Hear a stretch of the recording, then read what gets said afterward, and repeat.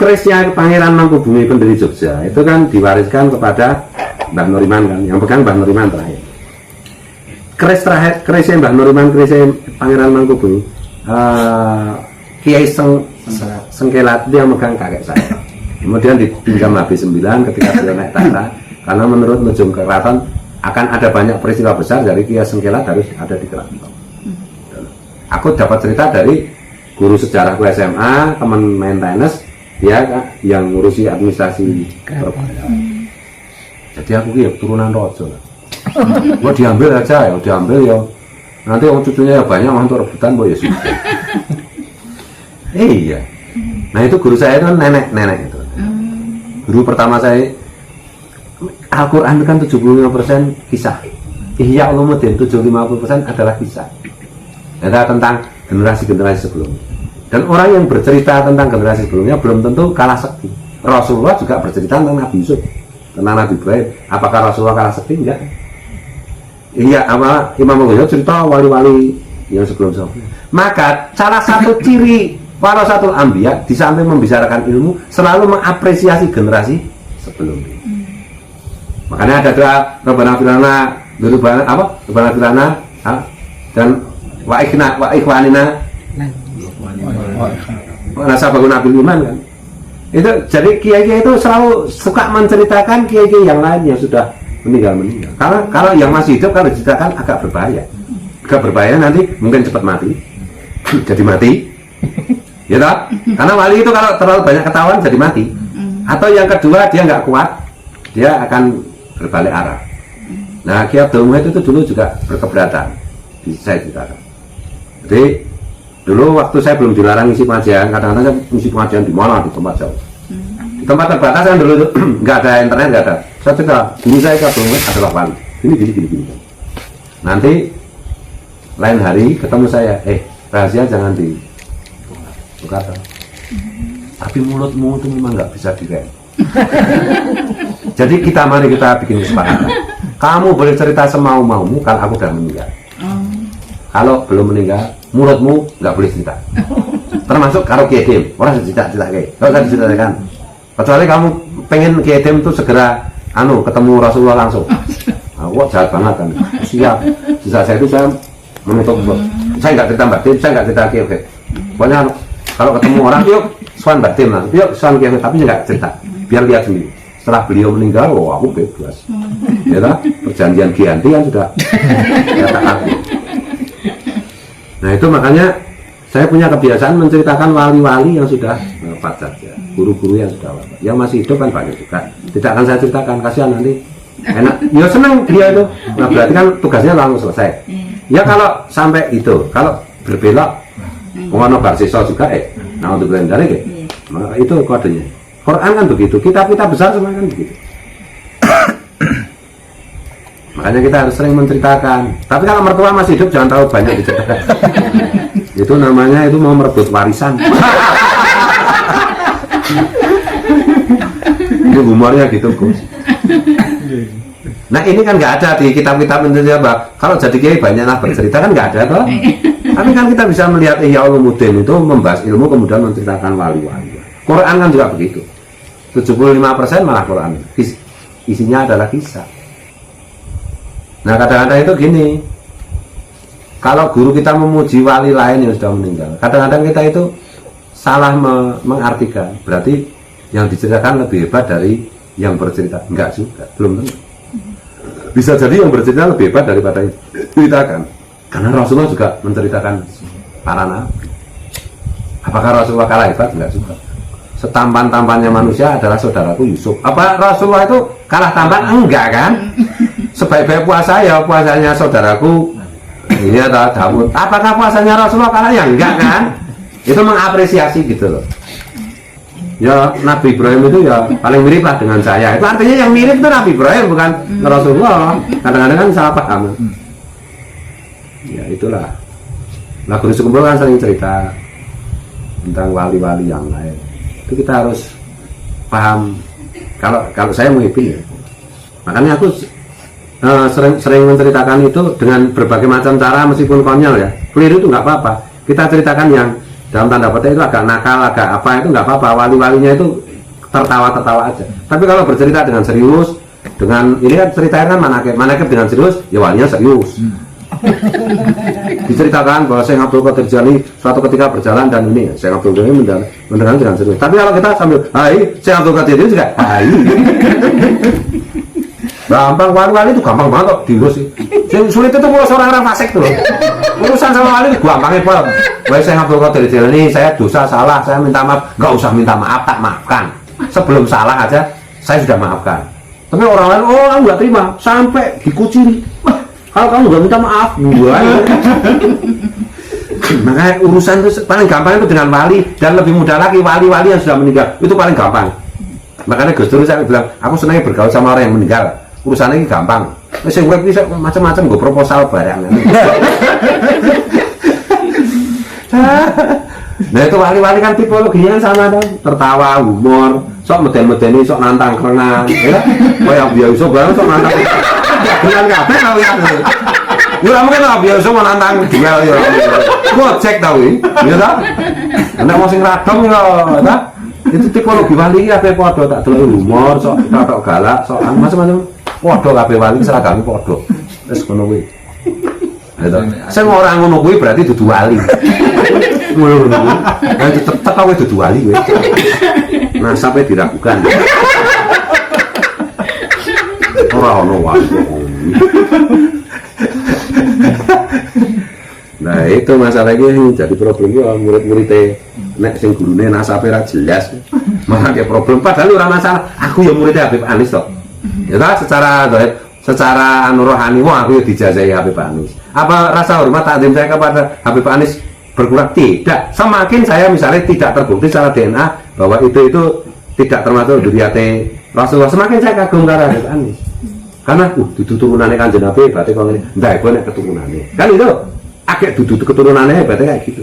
Jadi apapun hasilnya tentang apa jenenge, tentang ilmu nasab, tentang ilmu tes DNA itu nggak mengubah. Bahkan tetap meningkatkan tawa. Menurut apa njur aku rata di atas rata waca ya tetap tawa waca ya. Wong iki jelas hebatnya, jelas dasate kok.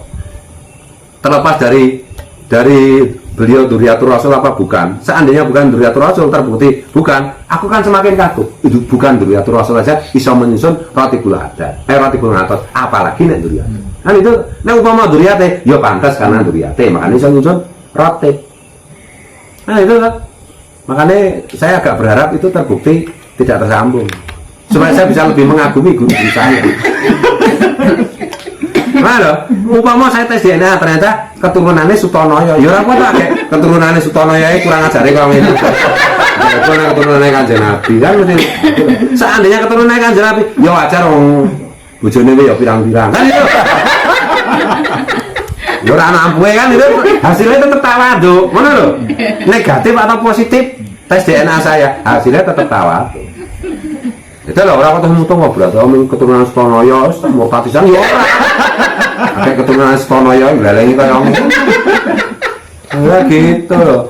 Ini persoalan kebenaran, persoalan darah itu ojo siapa yang mengaku apa jenenge bernasab kepada yang bukan nasabnya ngerokok toh. Masalahnya iki penipuan data ini. Dan Kanjeng Nabi bilang seperti itu ya Kanjeng Nabi mengantisipasi perkembangan teknologi yang seperti ini. Ngono lho. Amah dora adong toh. Kiamat pirang tahun mulai Kanjeng Nabi 1500 ngene yo. Aku 1500 tenan to yo. Kanjeng Nabi saking jengkel itu pertanyaannya goblok banget ya. Mugi apa jenis skenario ini Gusti Allah dawa banget ya, lebih panjang daripada tersanjung ya. Oke, sinetron tersanjung ada tersanjung 1, tersanjung 2. Begini sinetron yang buat Gusti Allah ya lebih panjang tuh ya. 1500 itu artinya ya ora usah mikir kalau ngono kuwi dawa banget kuwi kan itu.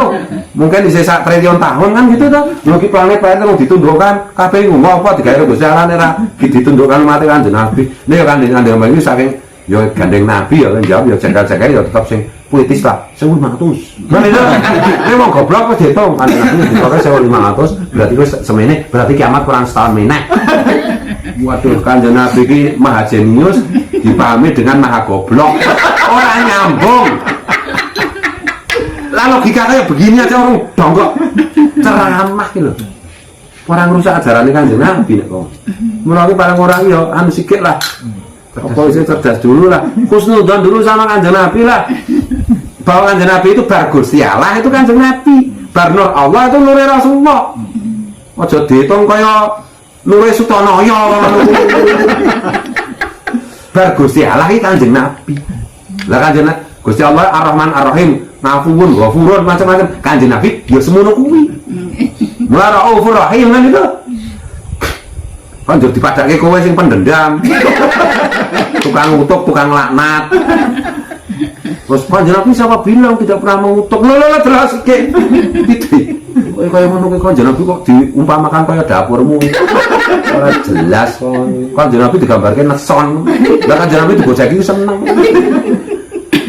Umpama apa iki stand up comedy Kanjeng Nabi yo juara ta yo. Lawan dagang ora iso kok anu ngaku-ngaku mutabangah Rasulullah. Lah mutabangah lucumu endi? Rasulullah lucu banget loh. Ya ada sahabat ditutupi mripate ini sapa iki jurane Kanjeng Nabi ya. Ada orang buta disuapi menak-menak Kanjeng Nabi, "Oh, kurang ajar Muhammad." Loh, humor kowe ora iso kok ngaku-ngaku ngikuti sunah. Ya dikira Kanjeng Nabi ku ora mah humor. Wis ora sare-koreko lah. Mulai mutabangah lucune kuwi lah. Mulai ora ono wali kok ora lucu, kabeh lucu. Mbok wali sing serius banget sapa sing Abdul Qadir Jailani ngono. Ya nek kon stand up comedy ya lucune po. Lah Gusti Allah juga mau humor. Tak dadeke munyuk sing elek. Kuwi kan humor. Lu do kurang ajar kafe tak hadiah. Kan ngono. Tak kayak kabar gembira kan hadiah. Hadiah apa? Napa Gusti Allah? Neraka jahanam.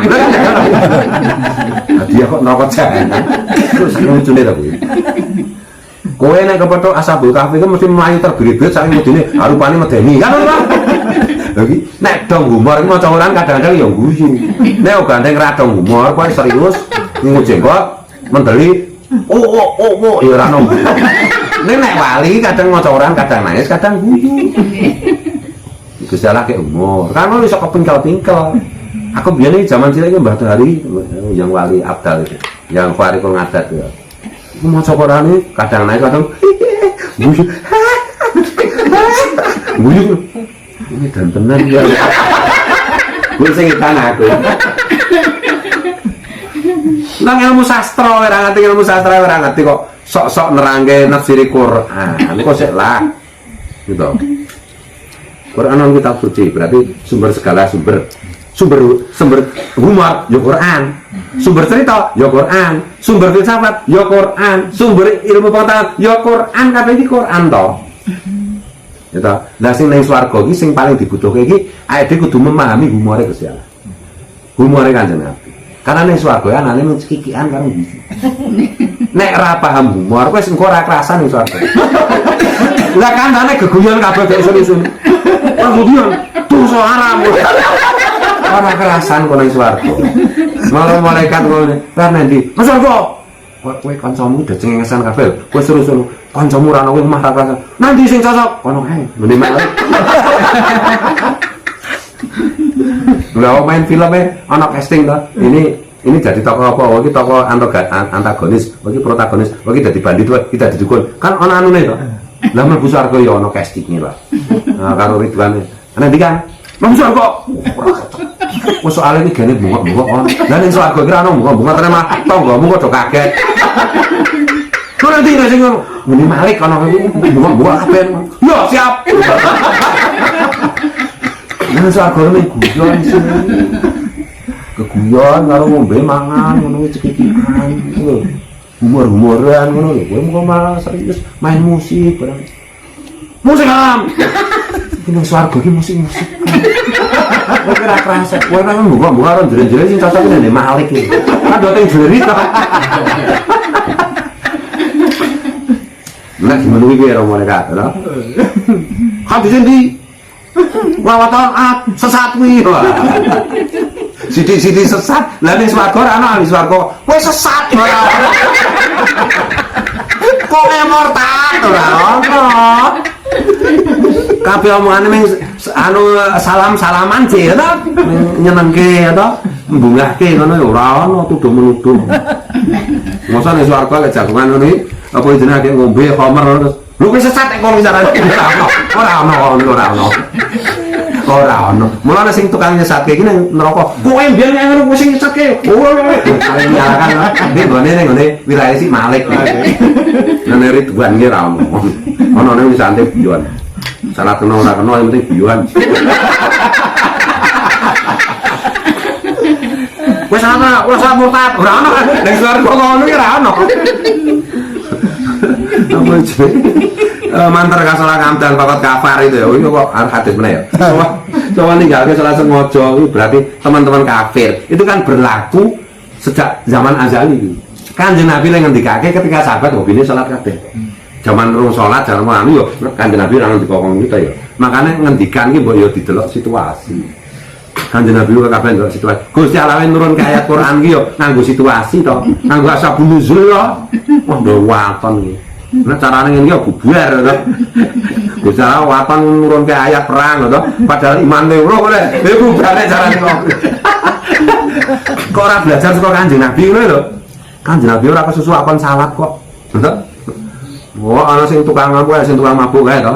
Ya khamr diarapi tukang mabuk Kanjeng Nabi tok ora roh ya itu. Digoleke. Nanti si anu wae butuh biyon-biyon iki ya ngono. Kae bocah kae lucu ya. Ini kita sing ndelik to Kanjeng itu sing mabuk. Wes didusi apa piye to? Mabuk ilang. Lu santai banget to. Kanjeng Nabi salat do jagongan, Jumat ditinggal mlayu barang yo mung diumuri terus Gusti Allah. Kuwi dandok kurang ajarkan maaf wis kancamu cen ramutu kowe akeh khotbah yo ditinggal mlayu. Lha kan humor ta kuwi. Asline aku ki maca ayat kuwi. Nek salat apa isya malam Jumat to, aku cokan guyu lho. Dan ini salat yang guyu kok nek cara Imam Syafi'i yo batal kan lho. Yo salat guyu diambat to.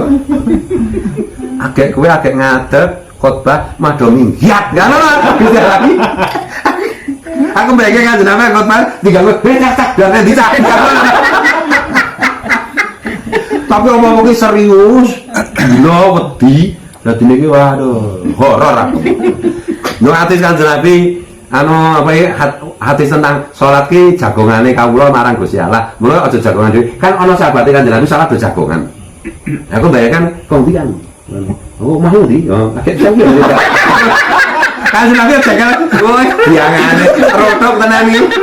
Tak andani yo, Cak. Nek pas salat ki kawula jagongan Gusti Allah, ora jagongan kan ngono to. Rokok kafir bukan. Ora tau. Kafir ora tau. Ana wong yo ngono nang jero masjid saya dinamaran saya nang kene wae lah jenenge batu piye kan. Yo sekarek duro kan. Lho, yo nang jero masjid. Jangan lho. Dadi nek arep ngetes ulama kiai iki nguyu nang jero masjid pas ana ora. Nek mesu berarti ora mutabah kan. Bapak Nabi langsung. Yo tor. Kanjeng Nabi mung bongkok. Walah trotok. Dasar badui kan to. Iki dia ya kawulaku ya umatku wis piye meneh. Wis rasane sumar kan ngono to. Wong karo pateni sisan.